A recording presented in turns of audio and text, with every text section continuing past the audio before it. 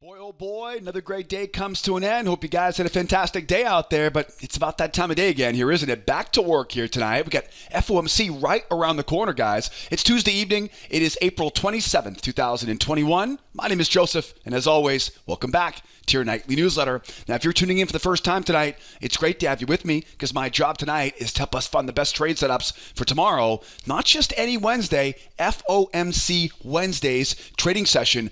I got a jam-packed video in store for you guys tonight. Charts are already in the background, as you can see. Got the E-mini, or the Nasdaq's on my radar, and got the gold, that yellow metal in the queue for tomorrow's trading session. Very excited for tomorrow's trading session. Got some big news on the schedule. Got the FOMC in the afternoon. Got President Biden's first speech in front of Congress tomorrow.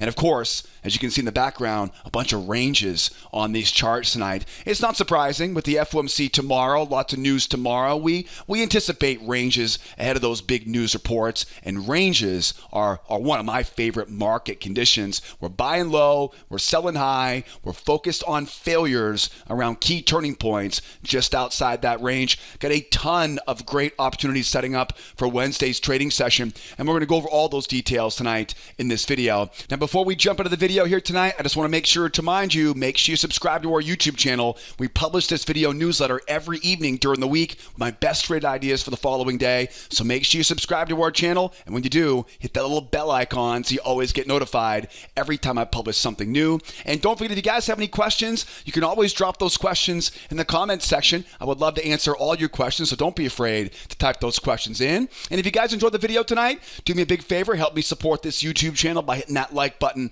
that thumbs up if you guys enjoy the content as much as I enjoy making it. Always appreciate you guys hitting that subscribe button, post those questions, and give me a thumbs up if you guys enjoy the video here for tonight. But enough of the intro. Time is ticking. FOMC is right around the corner. Let's get a look at these charts here behind me. What do we got going on right now? Well, again, a lot of ranges right now on the charts. Range on the S&P, range on the Nasdaq, and range on the gold. Everything is pretty much on the bullish side right now. S&P is bullish. Nasdaq is the oddball out of the group. The Nasdaq is bearish into the range. But you'll see in a moment, I have a very hard time being a seller right now on the Nasdaq, and with some big earnings reports coming out in the overnight here, in the kind of the post market here today, I have a very hard time being a buyer on this Nasdaq. So I'm looking at the market through a bullish lens here right now on the Nasdaq. Same thing here on the gold. Everything is bullish into trading ranges right now. What that means is I'd like to buy the dips below the range on the S&P, buy the dips below the range on the Nasdaq, buy, of course, the dips below the range on the gold. I would also be open-minded to breakouts, right? Bull breakouts going higher, bull breakouts going higher, bull breakouts going higher. So I'd love to buy some pullbacks. I'd love to buy some breakouts. I also can see a couple really nice short selling opportunities if we can find the right timing here tomorrow. Not to worry, I'm going to break this down into a bunch of bite-sized pieces for you guys here in this video. Now, before we jump into the charts though, let's just make sure we're all on the same page for tomorrow. Tomorrow, of course, is the 28th, right? It is a Wednesday trading session. Now, Wednesdays are usually pretty darn good days in our trade room. We have a very busy day tomorrow morning, as you can see. We, of course, begin with the international trade number at 8:30 Eastern time. That is probably not going to be that big of a market-moving event. Lately, we've seen some of the best price action between 9:45 and 11 o'clock Eastern time, but I will definitely be at my desk tomorrow morning bright and early with all of our members at 8 o'clock to make sure we have a front row seat for that international trade number, that trade balance number coming in at 8:30 Eastern time. Then, of course, we go down to that FOMC announcement right tomorrow afternoon. This is definitely the big news of the day tomorrow. Now, the FOMC announcement at 2 o'clock Eastern time in the afternoon, it's not going to have a direct impact on us in the morning session tomorrow morning. By the way, the morning session runs from 8 o'clock, about 11:15, 11:30, 11:45 Eastern time. So it's not going to affect affect us too badly in the morning trading session, which is, of course, where I always focus every day in our trade room. What will usually happen, though, on an FOMC day, or a Fed day as they call it, is you'll usually see the lunchtime session settle in a little bit earlier than normal. So we usually see the morning session go to about 11:15, 11:30.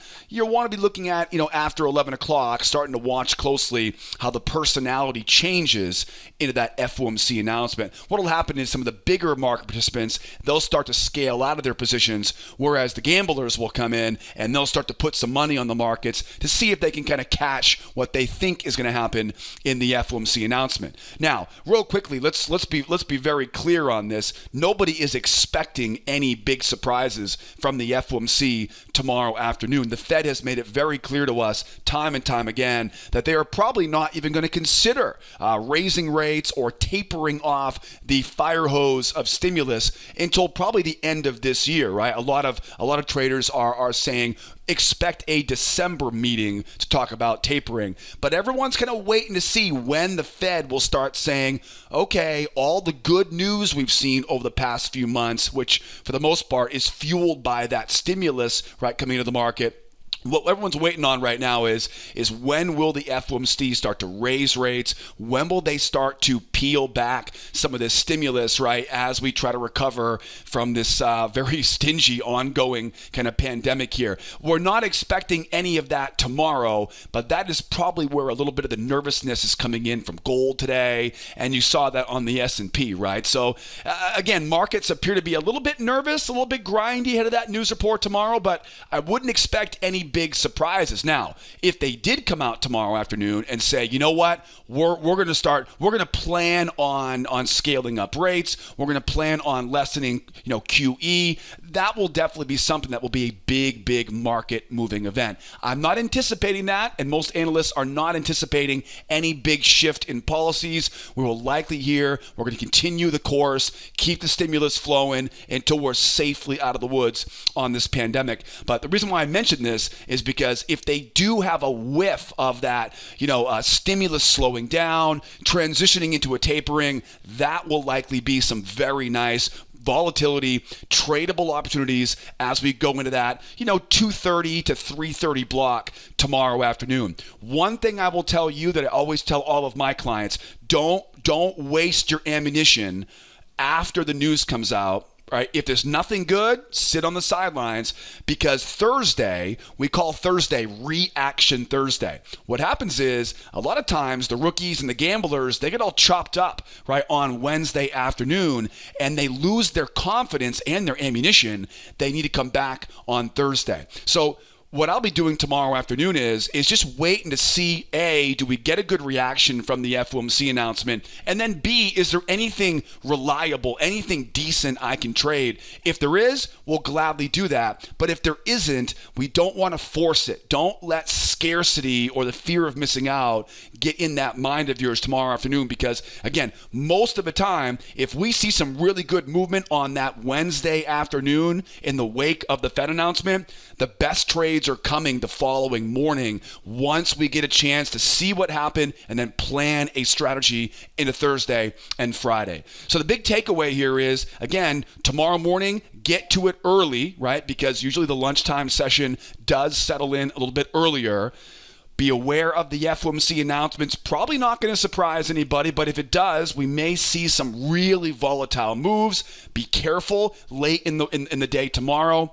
Save your bullets, save your risk profile for Thursday's trading session. If you see something good, we'll take it. If we don't force it, because the good stuff will likely come. We get some big GDP reports coming, jobless claims report coming on Thursday. That is likely going to be easier trading and a lot more lucrative than trying to deal with the crazy volatility, the big wide spreads that happen in the wake of the FOMC announcement. Now, I've covered a lot here so far in this short video so far. far. Don't forget, tomorrow morning, every morning, 8 o'clock Eastern time, we'll be right in our trade room. I'll put all the membership links. You guys need to come out and join us and trade with us every morning. I'll put all those links in the description of this YouTube video. I'd love to have you there, right there with us. So now you know kind of the plan, the overall idea for tomorrow's trading session. Get there early, right? Get out of there for lunch early. Keep your eyes open in the afternoon, but don't force it in the afternoon. Now let's go over to our charts. S&P's ready. Nasdaq's ready. Gold is ready. Bunch of ranges. It's very much expected as we go into tomorrow's FOMC announcement. And of course, we'll start things off here tonight on the E-mini S&P. What's going on the S&P? Well, we pretty much got what we anticipated in last night's newsletter. If you look at it, the way I see it at least, it's a bull market into a trading range. As we talked about last night on the newsletter, my goal was to find buy setups using failure patterns underneath the low of that trading range. Now we are hoping these buyers are going to finish off this rotation back up to retest those highs and ultimately complete what is known as a pendulum swing, right? And we talked about this last night, right? We're anticipating buyers waiting down here, buying it back up. There's a beautiful example there of a failure into pullback combination. The buyers definitely have kind of that edge in the market right now, and I'm anticipating a nice rotation. Hopefully we'll get a nice rotation,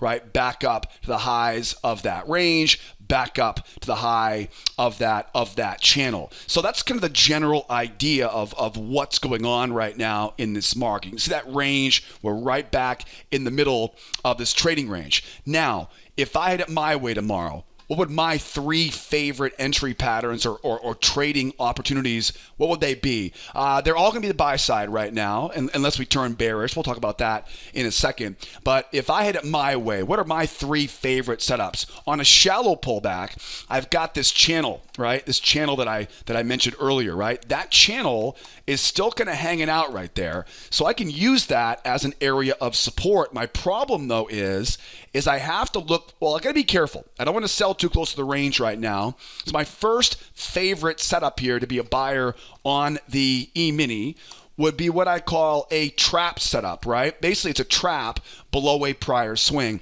What you're doing in this situation is you're getting down to a support level below the trading range. The range, of course, acts like a magnet.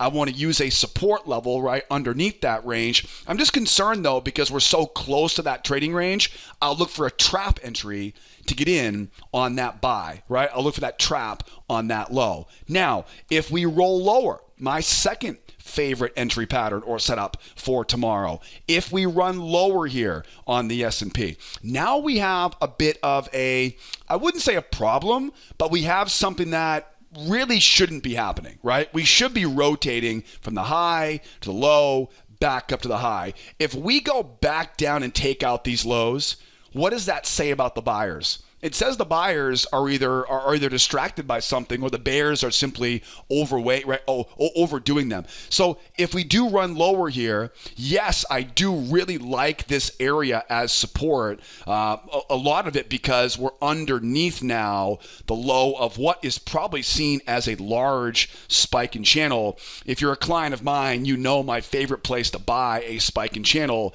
is down the base of that channel. So I'm not afraid of buying down there, and I would imagine there's probably a lot of buyers down there would love to get long down there as well. What I'm more concerned about, though, is if this market does make that low or that move lower, what happened to rotation? That's kind of the big challenge, right? If we do end up going lower, what happened? And that might be the beginning of the end, right? This might be the beginning of the end of this bull market. It probably isn't, right? But we'll see. But if we end up down to those lows now I'm really concerned now that we've got a lot of bearishness in the market. And I want to be a buyer. What I'll be looking for, though, is I'm looking for a failure pattern. Basically, I'm looking for the sellers to try to get short down here, right? I've got my measured move. I've got a beautiful trend line support, low support, weekend. I mean, there's a ton of support down here. The problem will be it will just be very bearish as we go lower. So if we do see that run lower here, I've got a failure pattern I'm looking for, but I want to respect the overall momentum. We failed rotation. Something is wrong for the buyers. Give the sellers the benefit of the doubt. Let them try once. Let them try twice. And there's a couple different ways I can take this trade. One of my favorites is draw a trend line off that low and simply buy off that trend line, right? Using what I call a nested variation, right, of a failure pattern, right? You're basically allowing the sellers to try a few times using that trend line, nice juicy signal candle, and you're buying right into those stop losses. Another really nice way to do this is to simply buy into those stops. And then as an added bonus, oftentimes we'll get this market to run on strength. And because the market now wants to rotate all the way through, I can mark up a new channel off that high, off that low, and I can buy that first pullback as well, right? As the market rotates back and forth off the low of that channel. That is my second favorite setup. And I'll tell you guys, we see a lot of these in range markets, right? A lot of these in range markets where you go down, you get that failure, we pop back up, and then of course, mark the high, mark the low, and you can buy off of that, right? It's a failure pattern and a pullback pattern combination. Now, I show a lot more examples of these kind of combination setups. They're very common. I go into a lot more detail on those in our free trading course. I'll put a little link up there for you in the upper right-hand corner. You got to grab a copy of that free trading course, especially if you want to make the most of our time together every evening on this video. I go into a lot more detail of all my 4 favorite entry setups, including failures, traps, and everything in between. So grab a little link that popped up there, and I'll see you guys inside the member section of that trading course. Now, my third one is a move going higher. We have a lot of earnings, right, overnight these days, this week, next week. We may see some big moves in the overnight. As I go higher here, and again, we get that rotation. It makes sense, right? It makes sense for the buyers to want to take out these highs. It makes sense for the buyers to want to punch that round number, or even, dare I say, go all the way up to that 4207, that big pendulum swing I talked about in last night's newsletter. What's my problem though? My problem is all of this resistance overhead. Look at that big wick right there. Does that really scream confidence? No, it definitely doesn't, right? So we've got that prior all-time high. Now it's the prior all-time high, right? But that's basically the all-time high right there. So as I go higher here, again, I love the idea of being a buyer on this move higher, but I'm really worried about buying right into a major, a major wall of resistance. So what's an easy way to get in but not kind of risk too much or not put myself into an aggressive position? I like to use what I call a 2-try breakout pattern, right? We're coming out of the range here right now. I'm looking for a strong move up. I want to see a shallow pullback. I want to see a higher high in price and a trap below that low. I call these 2-try breakout patterns. Basically, what we look for is a strong first leg, a shallow pullback, which ultimately leads to the FOMO effect of that trap. Once we see that higher high, that confirms the move.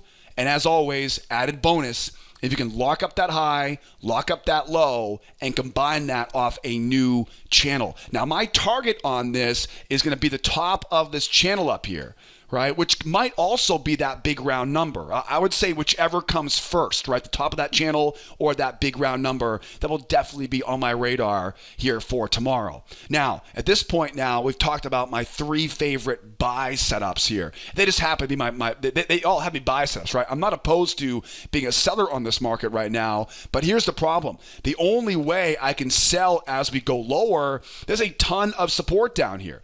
So if I do want to get short on this market, there are 2 different short setups I would consider for tomorrow. One would be a reversal off the high. We take out the all-time high. The buyers come in, they try to buy it once, they try to buy it twice. One of my favorite setups is to mark up that low, mark up that high, and look for that short off the high, right? We call these nested failures, right? It's a bull market. I'm not going to simply try to call a top. I'm going to wait for those buyers to try a few times, use an area of resistance. Always, when you're trying to sell in a bull market like this, got to be combining this at a major area of resistance. Even better, give me a trap above that high up there, right? That's another great short setup as we come off that high. Combine a reversal pattern like a nested failure with a major turning point. You've got yourselves a pretty good high reliability setup going back down to retest the low. The hard part's going to be as we go lower. I'm going to have to, because again, you can see there's a measured move right down here. This whole area is really difficult to want to sell down here. That's why I said, even if we do make a move lower, I'm still looking for that buy going back up into that range again. Well, maybe things get better for the bears. Maybe we see a strong move down. Maybe the bears now can hold that pullback and run through that measured move. At that point now, we'll have that 1, 2, 3 breakout.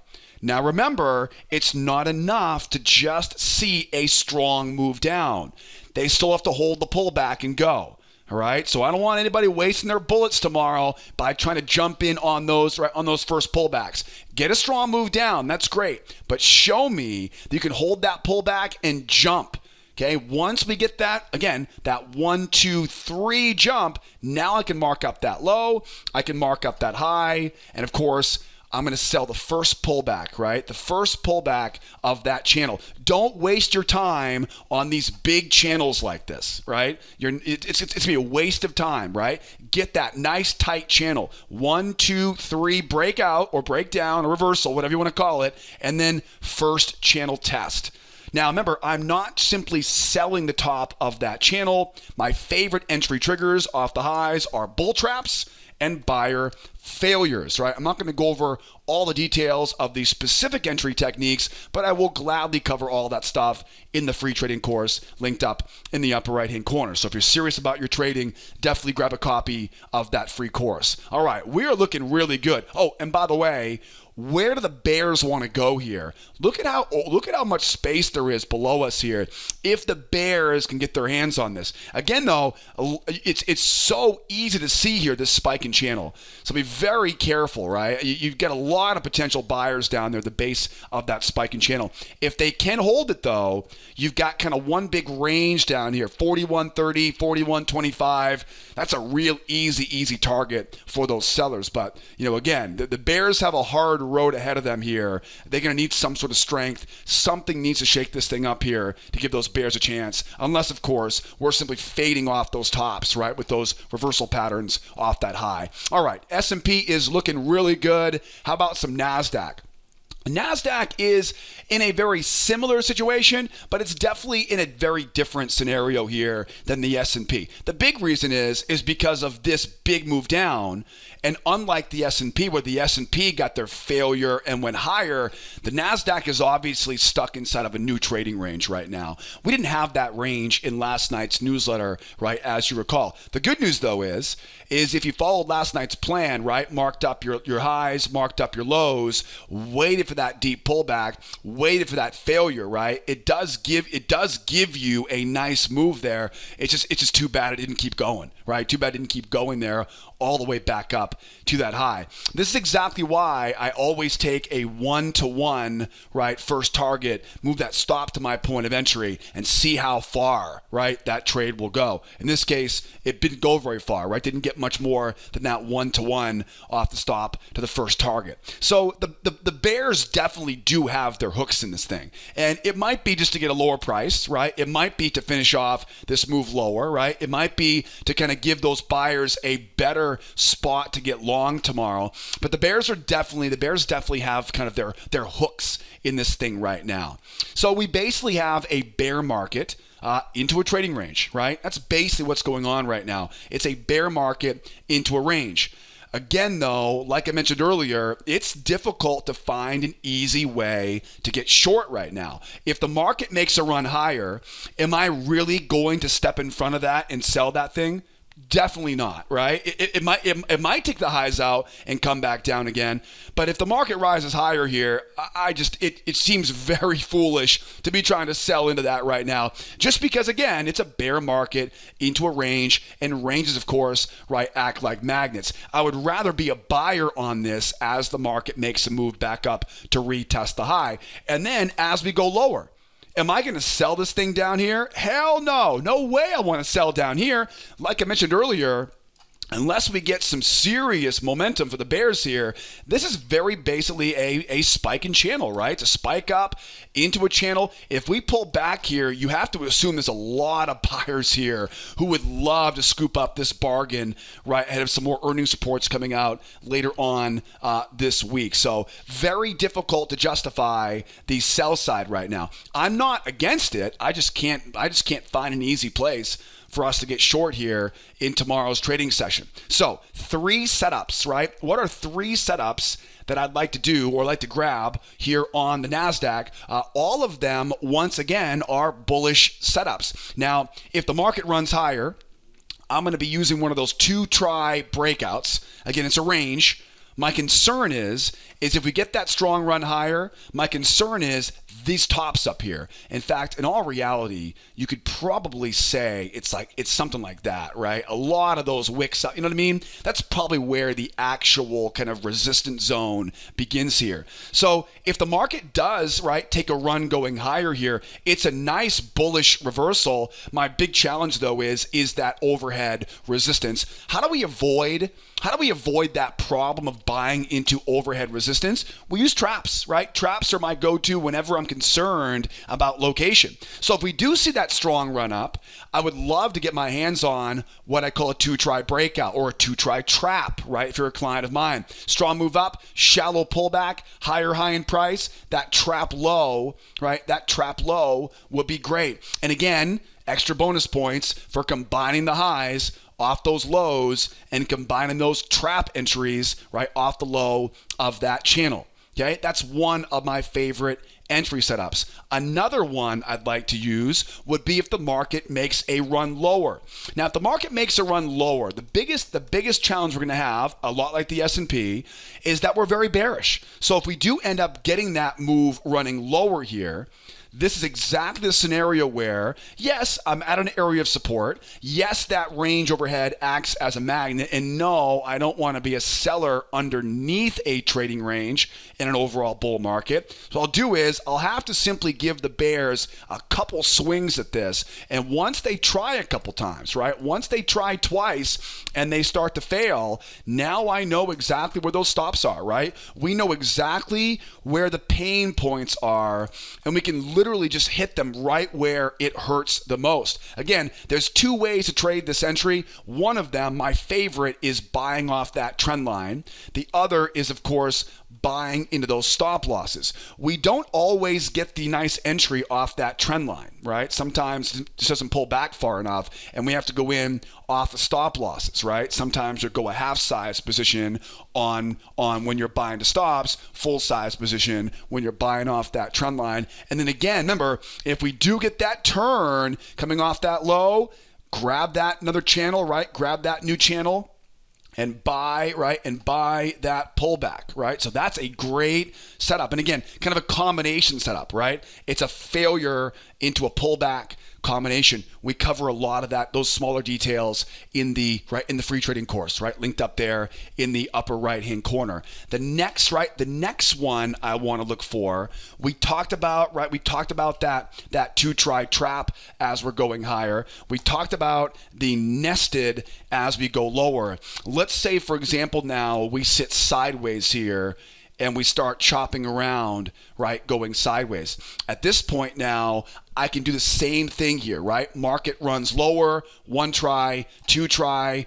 and we're buying right back up again. So if we do end up seeing this thing go sideways, just simply stay patient, wait for the move outside the range. The range will act as a magnet. Your biggest challenge, of course, is momentum at that point. Let those bears try a couple times and just hit them right where it hurts, right? Buy into those stops, buy off that trend line, and then as always, right, leave that right, leave that pendulum swing for an easy target on the way back up to the all-time high. Now, again, I'm not opposed to being a seller on this. I'd be more than happy to be a seller. I just can't really find an easy way to get short here on the Nasdaq.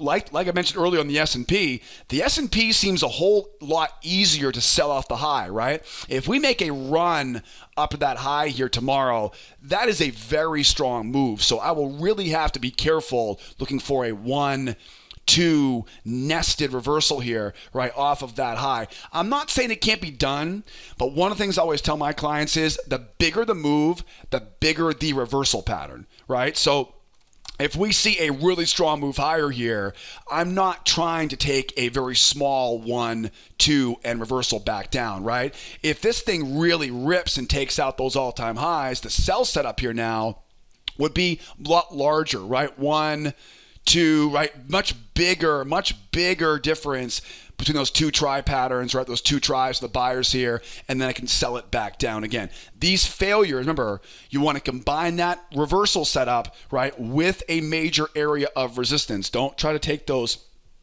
in the middle of nowhere. And then, of course, as we go lower here, if we do go lower, again, I'm looking for those bears, trying a few times, going back up into that trading range. But if they hold this thing, right? If they hold this, if they do make that strong run down, if they can hold that pullback and can really give us some strength coming off of that moving average. Again, they haven't been able to do it recently, right? A strong move down is not enough to qualify this as a reversal, right? Look back at the previous pullback we saw earlier in today's trading session, right? It's got to hold that pullback and really jump. Once it does, then I can mark up that low, I can mark up that high, and I can, of course, right, I can sell off the high of that. And again, don't forget, we're not going to simply sell the high of that. We're looking for bull traps, for example, right? Buyer failures off the high. It oftentimes will look something like this, where you'll get that trap,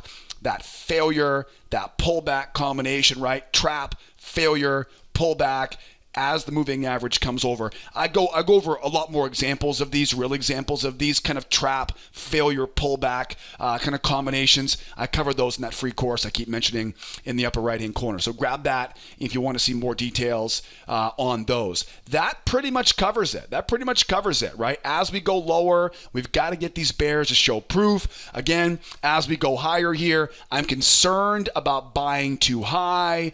So I'm definitely looking for traps right off of that low. This would probably be the easiest trade to take, although I definitely won't shy away from a move lower, 1-2, and ripping back higher here as well. Nasdaq, very similar, right? Very similar. Again here to the S&P, but a little bit different, right? I think trying to sell off that high will be a whole lot more difficult on the Nasdaq than it will be on the S&P. And let's not forget too, we get some big earnings coming out here overnight. This could get very busy here in the kind of the aftermarket hours here, or the after hour session here, Asia into London. How about some gold? Let's wrap things up here on the gold right now. Now, what do we know about gold? Well, gold's definitely a bit squirrely ahead of tomorrow's FOMC announcement. We've got a big speech tomorrow evening from the U.S. President Biden. His first speech in front of Congress is tomorrow evening. So gold is definitely going to reflect that in the next 24 hours. If there's one market, I think I talked about this last night, if there's one market that will likely be the most difficult tomorrow on FOMC day, you are looking at it right now here on the gold. Now, ultimately, what's happening here on the yellow metal is you have a bull market into a trading range. Now, remember, last night we had this, we basically had a bull market into a range last night as well. So you almost can kind of blend these two together. They're not really the same range. Well, you see what I'm doing here, right? It's almost like a blended range here together, and that is part of the analysis here tonight. But make no mistake though, the most important range here is the one from today. So when I see this chart, I think of this as a bull market into a trading range. I want to buy at support levels below the trading range, or I want to buy a breakout as we go higher. And as I mentioned in last night's newsletter, we have a lot of really nice, tasty space, open space overhead, right, for a nice run. 1800, 1798, some big levels here overhead. There's also some major support here down below these lows here. So, kind of continuing with that theme here, it's kind of difficult to find a place to get short right now on these markets, because you get a lot of spaces where, for example, if we make this run lower here in the gold right now, there's a really nice looking expanding triangle down here. There's a lot of support down here, right? So definitely looking like the buy side here will be the easier side. Doesn't mean we can't be a seller tomorrow, but we have to kind of pick our battles here very wisely for the sell side. So what would my 3 favorite trades be for the gold here for tomorrow? Again, knowing that tomorrow might be the most difficult day of the week here, right, for you gold bugs out there. Now, I want to be a buyer underneath this trading range. I've got I have three support levels, let's say, right? The first one is this pendulum swing. Now, pendulum swings are remarkably accurate when it comes to predicting turning points around the edges of a range, right? Basically, once you know what the range looks like, you can measure the amount above, you can measure the amount below, right? And you can use that as an area of support. So I wouldn't mind being a buyer off that area of support. There's just one problem. Well, it's actually quite a big problem. It's a falling resistance trend line. Now, that trend line isn't necessarily a deal killer, but it definitely is going to be on my. It definitely is kind of center, stage for tomorrow. So knowing that, that's the first support level, and the kind of the big elephant in the room is that falling resistance trend line. The next thing is this beautiful expanding triangle.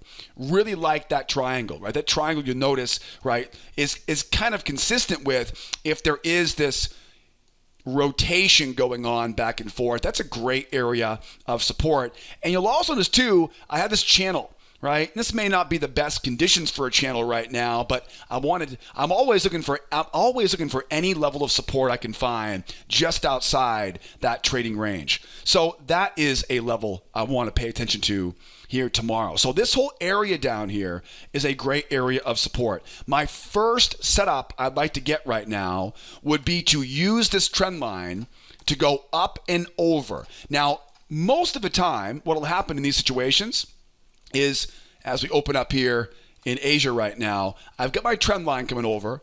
Most of the time, what will happen is they'll pull back, they'll try once, they'll go up, they'll try twice, and that buy comes off of that trend line, right? Bears try once, bears try twice. Now, you can really make this thing almost bulletproof if that is a trap low, or combine that high off that low, right? That is my first favorite buy setup off the low of this trading range.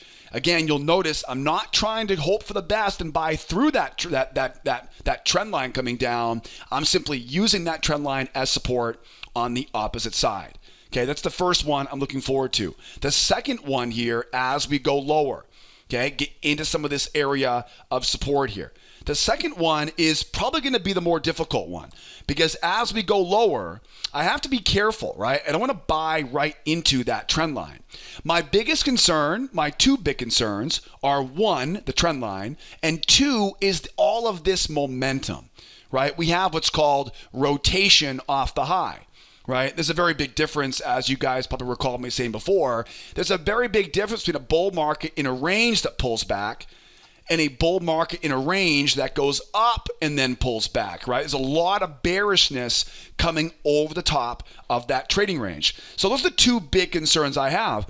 I can absorb both of those concerns by looking for, down in this support area, looking for what I call a nested entry with a trap. Now, this is where we'll have to kind of get together tomorrow morning, kind of see how it looks in real time.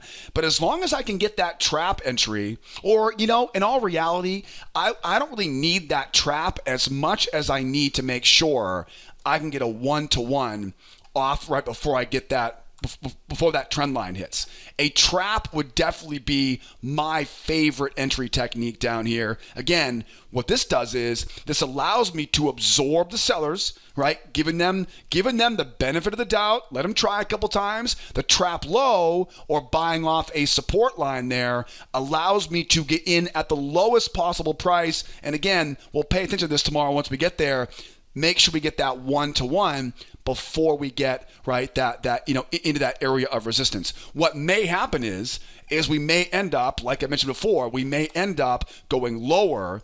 The bears coming in, trying, right? We may end up doing something like that tomorrow, right? And again, if you can put that trend line there, even better, right? Even better. So even though those are very similar setups, right? They're two very different scenarios. If I can get running lower, bears try once, bears try twice for a trap low, I mean, that makes my job very easy. Now there's plenty of space as we go higher here. So that's the next one, right? Again, I call these nested failures.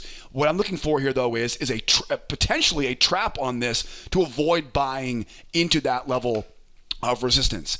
And then we have my third favorite setup. Again, they're all buy side here today. Again, I'm not opposed to being a seller, but the easier money here does appear to be on the buy side. I would love to see this pendulum swing hold and give this thing a good rip running higher here. Again, we have a lot of open space there above us where I'd love to find a way in and maybe hold a runner right tomorrow morning. Now, what we want to see for this is I want to see a move up, I want to see a pull back, and I want to see a jump off that moving average, okay? If we don't get that jump, right, the jump is the key. We see a lot of these moves up, pull back, fail. Moves up, pull back, fail. Moves up, right? You get the point, right? That's what a range market does. We buy low, we sell high, we focus on failures. If I can get this market now to jump, right? Remember, the jump is not the most important part. It's the pullback and the hold. If I can get that pullback to hold with that 1, 2, 3 reversal, 1, 2, 3 breakout, now we're on, baby. Now I can mark up that high. I can mark up that low. I want that first pullback, right? First test is always the best test. Remember, we're not just blindly buying the low, looking for bear traps, looking for seller failures. Failures oftentimes turn into pullback combinations off that low. I go over a lot more of the smaller details. I also give you guys lots of examples of these pattern setups as part of that free course linked up in the upper right-hand corner. I would also not shy away from a 2-try trap pattern. If we see a strong run up, if we get that shallow pullback and that higher high in price, I would not shy away from that whatsoever. You can see back here, a good example today, we had that strong move up, I had a shallow pullback, but no higher high. The higher high is what makes this thing successful. If this would have been a strong move up, a shallow pullback, and a higher high, you better believe it. There would have been buyers all over that, right? They would have bought as much as they could get their hands on, right? With that trap high, that trap low, right? So that is definitely something we're watching tomorrow. And again, don't be afraid to grab that channel and hit it off those lows as well. Those are my 3 favorite, again, happen to all be buy setups here for tomorrow. Can I sell this market? Oh, absolutely. We definitely can sell this market. We can definitely look for that move up, take out those highs. The range continues to act like a magnet. The buyers, of course, though, have all of the momentum. And just like we saw back here, right, they go up, the buyers try once, the buyers try twice, draw that trend line, find that channel, and short back down. That's the exact same thing we'll look for over here. Buyers try once, buyers try twice. Do I get the cream of the crop, right? A trap high on that? That'd be awesome if we did. Not required, right? Mark up that trend line. So the trend line, the trap high. The key is, though, give those buyers the benefit of the doubt. Let them try a couple times. Then we can sell the sucker back down into that trading range. As we go lower here, right? Can I sell this thing as we go lower? It ain't going to be easy. It's not going to be easy. We'll have to get that move lower. We'll have to get that hold off the moving average and get that go. The big, most important thing is I do not want to be trading into that 1760, 1761 area there. So I've got to get that 1-2 go. And again, it's not enough, right? It's not enough to see a strong move down. A strong move down is not enough to call this a breakup. I mean, it's a big range right there, right? Big combined range there. Wait for that breakdown. Make those bears prove to us they can hold it. If they can jump off the moving average, now it's on. Mark that low, mark that high, and be ready, willing, and able to jump in. Bull traps, buyer failures, pullback combinations as we finish off that move down to that 1756.8 potentially here for tomorrow. Get a very big day ahead of us tomorrow. FOMC. Don't forget, get there early tomorrow morning. Don't hit that snooze button tomorrow morning, right? Get there early, get out of there early, and then we'll see if we get some fireworks tomorrow afternoon after the FOMC announcement comes out. Now, as always, I would invite you guys every morning, come out and trade this stuff with us every day in our trade room. We open up every morning at 8 o'clock Eastern Time, Monday through Friday. I'll put all the membership links you guys need in the description of this YouTube video. You can also, of course, call the office using that toll-free phone number. We got live chat on the left, live chat on the right. If you need help, we're always here standing by to help you guys out. In the meantime, though, have a great rest of your evening. I hope you subscribe to our YouTube channel. As you can see, I'm not messing around on this daily video. So make sure you subscribe, hit that bell icon so you get notified tomorrow night's video goes live. And hit that like button if you guys enjoy the content here tonight. My name is Joseph. Hope you guys learned a bunch. Hope you use tomorrow to earn a bunch as well. I'll see you guys tomorrow morning at the opening bell in the trade room. If not, come back and see us tomorrow night on tomorrow night's edition of our nightly newsletter. As always, be well out there. Be nice to each other, will ya? And be here next time. Adios, amigos. Bye-bye for now.